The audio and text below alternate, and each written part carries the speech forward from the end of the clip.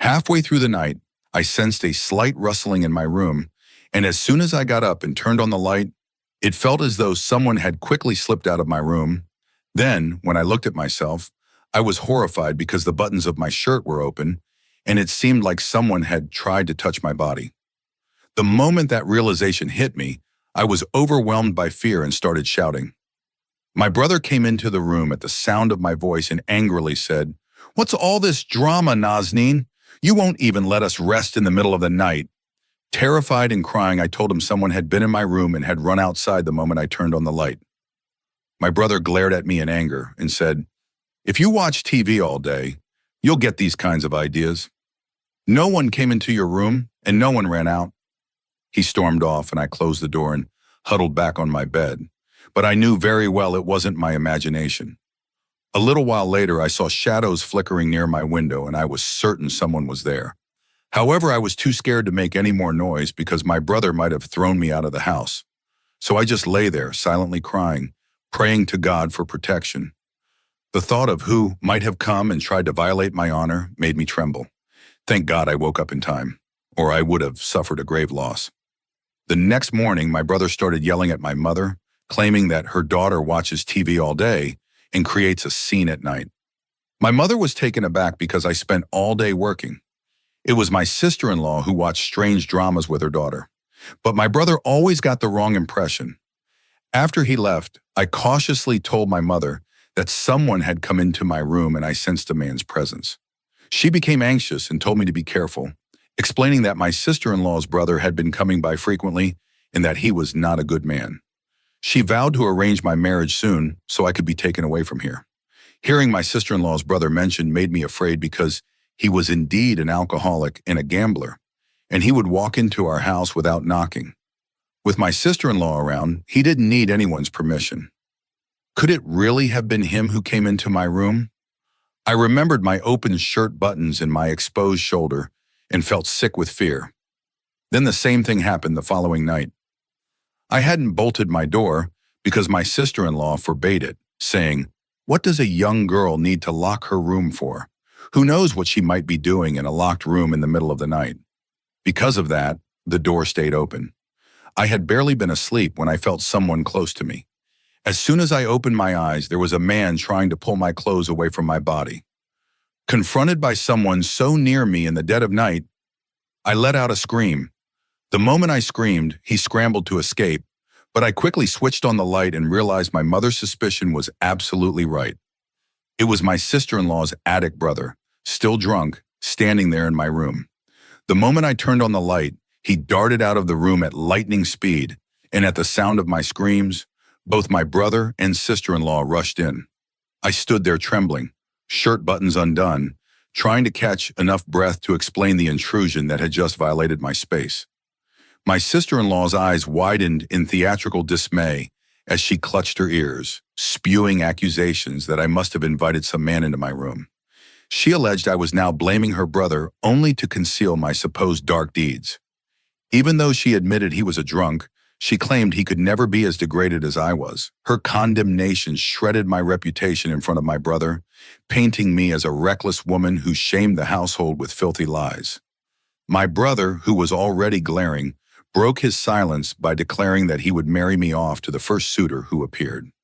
His statement rang like a gavel striking in a courtroom, final and merciless. It didn't matter that my safety had been jeopardized. He wanted me gone, trusting his wife's vicious narrative instead of my pleas. I was numb, realizing how his concern lay not with my well-being, but with the so-called disgrace I brought upon our home. That night, my tears would not stop. I stayed in my mother's room, too terrified to return to the place where someone had tried to violate me. She insisted I sleep beside her from then on, fearing even worse might happen if I were left alone. Her voice shook as she imagined the horrors I might have suffered if I hadn't awoken in time. Though my sister-in-law's brother never returned, she used every opportunity to poison my brother's thoughts. Each day his glare hardened, as though convinced that I conjured imaginary threats just to torment them. A few weeks later, our village buzzed with news of an Arabian trader said to be extraordinarily wealthy. Hungry for opportunities, people vied for his attention. My brother, who worshipped money, invited him to our house for a grand feast. Though we typically ate simple meals, he suddenly demanded luxurious dishes. I toiled over steaming pots, stirring savory sauces until my arms ached. The kitchen brimmed with the aroma of spices, yet my heart felt hollow, for I knew his generosity came from greed rather than kindness. When I went to arrange the table, I discovered the traitor had brought his son, a quiet boy of perhaps 14 or 15. He watched me with a strange intensity, as if curious about my presence. My brother, however, shot me a warning look, ordering me without a word to leave the room. Startled, I retreated. Moments later, he stormed into the kitchen, growling that I was not to show myself again. His 13-year-old daughter, Shaista, would handle all further serving. I was bewildered. Shaista had never lifted a glass in her life. My sister-in-law treated her like something fragile, discouraging her from any household work. Yet now she was the one tasked with waiting on this wealthy guest.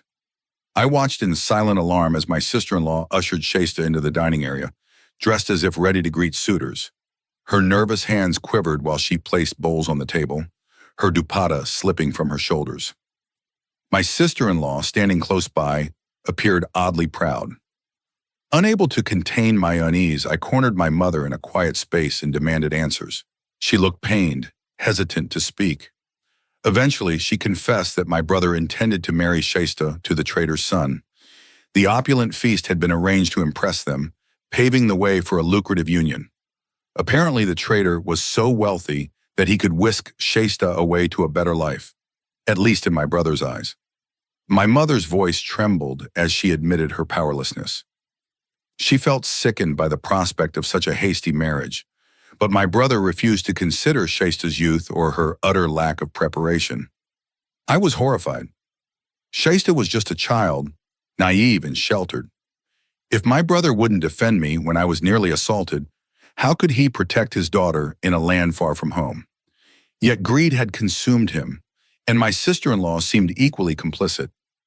I recalled how easily they dismissed my own fears, their indifference turning my stomach. Now Shaista, who could barely serve dinner without stumbling, was expected to become a wife. The thought made me dizzy with outrage and sorrow. Even so, I hesitated. If my brother could coldly threaten to marry me off, he might punish me for interfering in Shaista's affairs. Despair settled over me as I realized we were both pawns. I was a burden to be disposed of, and Shaista a commodity to be traded. My mother, racked with guilt, hovered at the edges, offering comfort but unable to sway my brother's resolve. I wanted to shout, to protest, yet fear clamped my mouth shut. In the days that followed, the traitor's visits became frequent. He and my brother talked in hushed tones, presumably negotiating terms. My sister-in-law dressed Shaista in ornate outfits, coaching her on how to act meek and polite. I caught glimpses of my niece practicing formal greetings, her brows knitted in confusion. If she failed to comply, her mother scolded her sharply. Shaista seemed dazed, as though she couldn't grasp the gravity of the plans unfolding around her. My heart twisted each time I saw her sweet, uncertain eyes, wishing I could shield her from a future decided by greed. Yet my own predicament reminded me how little power I truly possessed. My brother, who should have protected me when someone sneaked into my room, had all but proclaimed me a liar. If he so brutally dismissed my anguish, why would he care about Shaista's unspoken fears? Hopelessness gnawed at me, fueling an undercurrent of silent fury. I felt trapped in a place where no one's safety mattered except my brother's pride and my sister-in-law's manipulations. Each evening, I retreated to my mother's room, carrying the weight of my worries. She tried to reassure me that perhaps the traitor's son would be kind, but neither of us believed those words.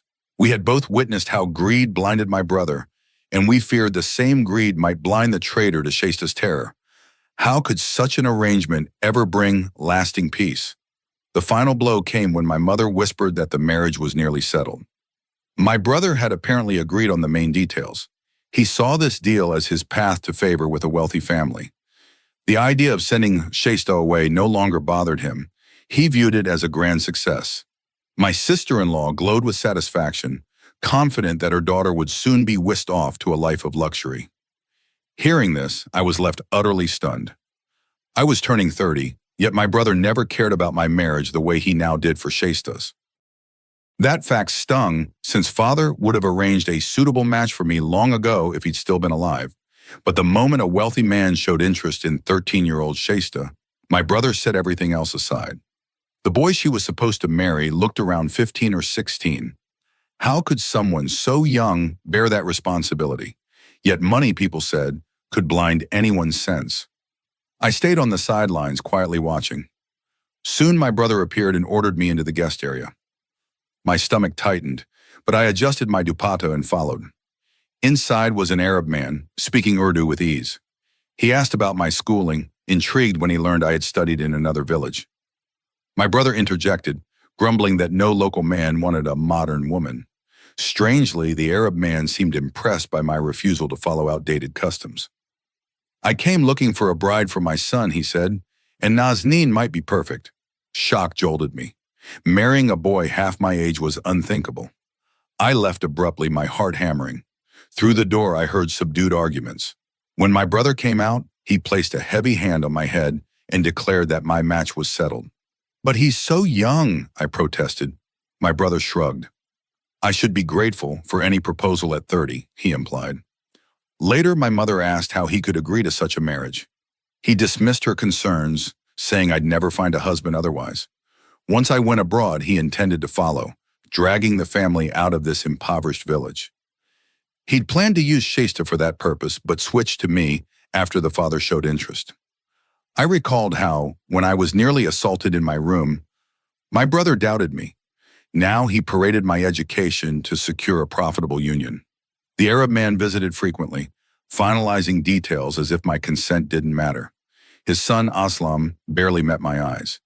He was polite, but obviously still a boy. Meanwhile, Shaista roamed about, relieved not to be involved anymore, yet unsettled by the abrupt change. When she caught me crying, she asked if I was scared. I nodded, uncertain how to hide my dread. Each day, my brother's excitement grew.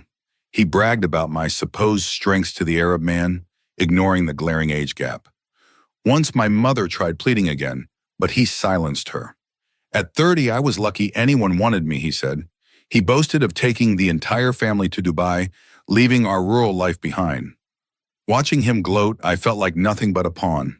Night after night, I lay awake in my mother's cramped room, dreading the future. If I objected, he might throw me out, and I had nowhere to go. The memory of father's kindness haunted me. He would have valued my happiness, not exploited it. As the wedding loomed, the Arab man praised my courage. My brother basked in this, his eyes gleaming with hopes of wealth. Aslam spoke little, except to ask once if I enjoyed reading. I sensed he was as trapped as I was. Even so, he'd end up with a wife nearly twice his age, and I would be bound to someone far too young for genuine partnership. My mother held my hands, promising to pray for a miracle. My sister-in-law, once eager to marry off Shaista, now smirked at my predicament. I drifted through the house, preparing for a wedding that felt more like a negotiation. At times, I considered running, but I had no resources, no place to hide. My brother oversaw everything, sure that soon we'd all escape poverty. On the final day, I overheard him haggling with the Arab man about formalities. My heart pounded as I realized how little my opinion mattered. The household buzzed with excitement, yet I felt hollow. Even Shaista seemed relieved she'd been spared, though she pitied me. That evening, my brother declared the date was set. My mother pleaded for more time, but he refused.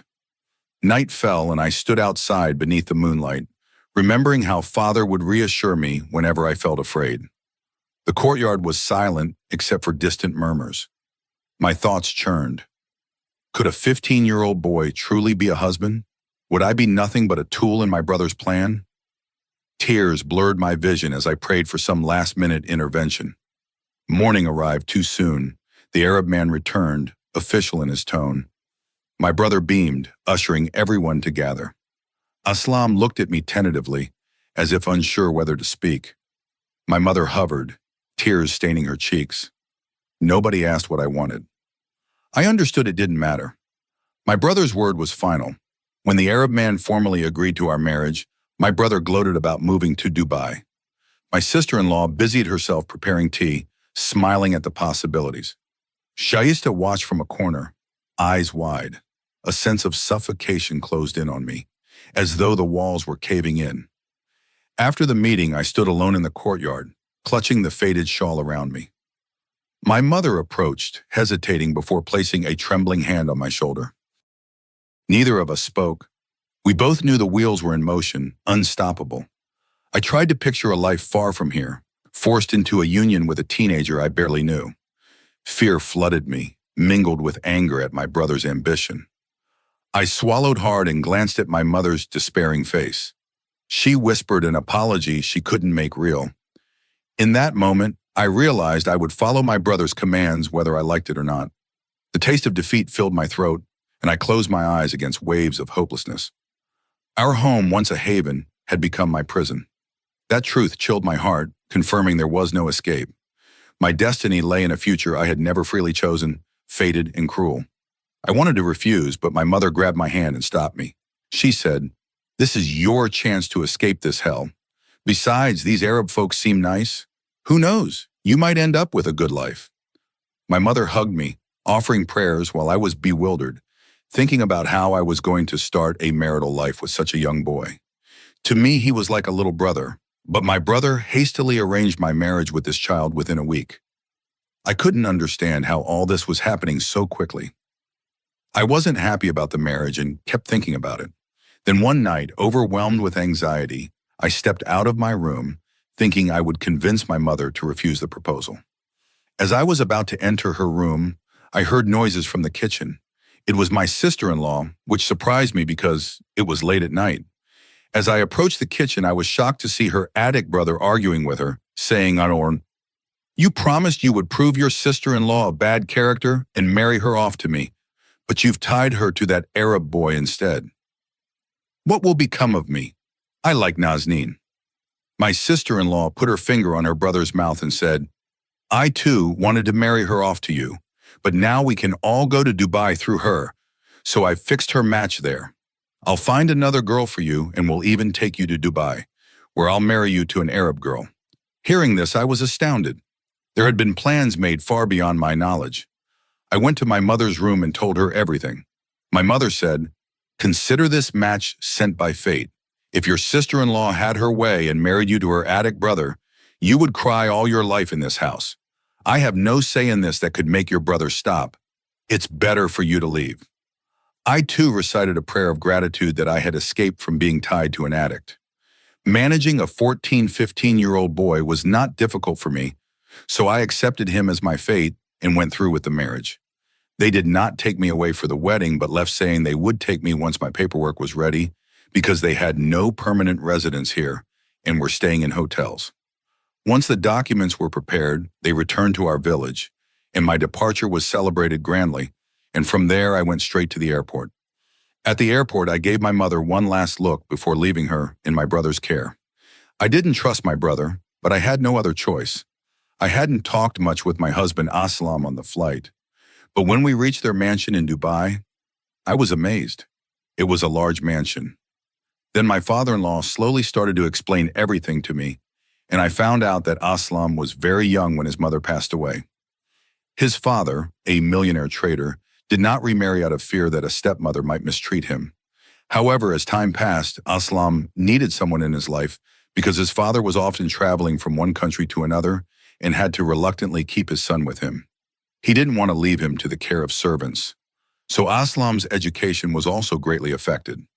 Aslam's father explained that he chose me for his son so that Aslam could have both a wife and a wise companion. He had never seen his mother, so he wanted me to love him enough to fill any void in his life. "I can trust you blindly, and with you here, I won't have to worry about Aslam when I am away for business. Focus on his education and make him your own. The age difference doesn't matter. It's customary to have an age gap between spouses, so I don't believe it would cause any deficiency in my son's life," he told me. I was astonished by his wise and educated demeanor and understood why he chose me. Now it was my responsibility to prove his choice right. I resolved not to let any shortfall in Aslam's upbringing and to teach him about the ups and downs of the world since I had faced many hardships myself. But when I first entered Aslam's private space that night, I was stunned. He didn't seem like a 15, 16-year-old boy at all. Dressed in a white robe when he entered the room, I was taken aback by his appearance. I hadn't looked at him closely before, but now, seeing him from head to toe, I realized he was tall and well-built, with bright, large eyes. He came close, took my hand, and sat down saying, "I liked you from the first moment I saw you. You could say I fell in love with you." Blushing at Aslam's words, I was suddenly overwhelmed when he pulled a file from the wardrobe and placed it in front of me. Surprised, I looked at him and he said, "This is your wedding gift. These are the papers for this house. My father had put it in my name, and now I am transferring it to yours because it's necessary for your protection, so you never feel helpless or exploited in life." I was amazed by his thoughtfulness. How could a boy of 15, 16 think so deeply? Perhaps it was because he had grown up without a mother, which matured his thinking prematurely. Then he kissed my hand and said, "Soon I will fulfill every deficiency in your life."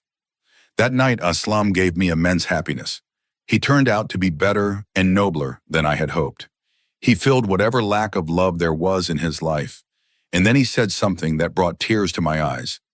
"I am arranging to bring your mother here soon because I know your brother and his intentions well. I want your mother to stay with us here."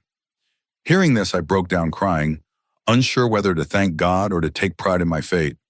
I prayed 2 units of Thanksgiving prayer, and truly, Aslam lived up to his word. He started proceedings to bring my mother. Aslam was much stronger than any man.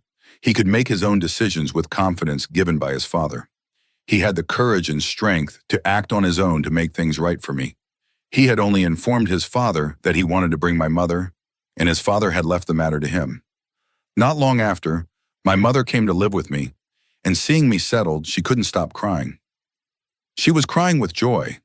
Both mother and daughter had found peace after many years. And then I saw a side of Aslam that left me amazed. I knew he was a good and noble man, but I had not realized just how powerful he was until the continuous rains started in Dubai, causing significant damage. Many people's valuables were ruined, but Aslam, without concern for his own losses, began helping people. He assisted them in every possible way, using his ample financial and material resources to help many out of difficult situations. He was a man of strong heart and determination, accomplishing whatever he set his mind to.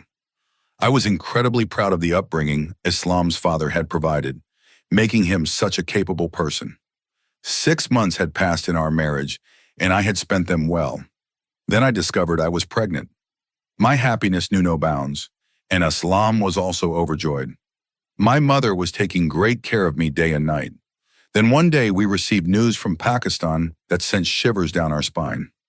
My brother's daughter, Shaista, had eloped with a boy and got married. She had run away from the village. My sister-in-law's brother, who was an addict, had fallen into the village well in a state of intoxication and died. My brother and sister-in-law were left alone, as they had only that one daughter for whom they had worked so hard. My brother called and tearfully apologized to me and my mother. My mother asked Aslam's permission to return to her son because my brother was in a terrible state, devastated by his only daughter's actions. Aslam did not forcefully stop her. Instead, he arranged her flight and sent her back. I was too pregnant to travel, although I deeply regretted Shaista's decision. My sister-in-law's poor upbringing had led her to this point. She had spent her whole life trying to prove me a bad character. But now the community was spitting on her upbringing, while God had given me a wonderful gift in Aslam. I had come to understand very well that a person does not only grow strong with age. Sometimes good upbringing and a person's morals make him very strong. A person's heart and intentions, if noble, can achieve his goals at any age, as Aslam was doing. At a very young age, he had elevated his life and status because his noble heart was strong in his intentions. I also realized that for a marriage, it is not necessary for a man and woman to be of equal age, or for the woman to be younger. Age does not matter in this relationship. It thrives on love and respect. If every man had the strength to provide protection and respect to his woman, using his resources to help others, this world would quickly change. The transformative power of education and ethical upbringing in Aslam's life was evident. He was not just a husband to me, but also a companion who shared his life's burdens with me, ensuring that I never felt alone or unprotected. Our marriage, built on mutual respect and understanding, stood as a testament to the fact that love and decency can bridge any age gap. Aslam's actions spoke louder than words. He was my partner not only in life, but in nurturing a future where our child would grow up in a world filled with love, respect, and security. Seeing Aslam in action, whether managing his business or taking care of the community during the floods, showed his profound maturity and capability. His foresight in handling crises, his compassionate nature in dealing with people's problems, and his unwavering support for me during my pregnancy further solidified my admiration for him. Every day with him brought new revelations of his character, each more reassuring than the last.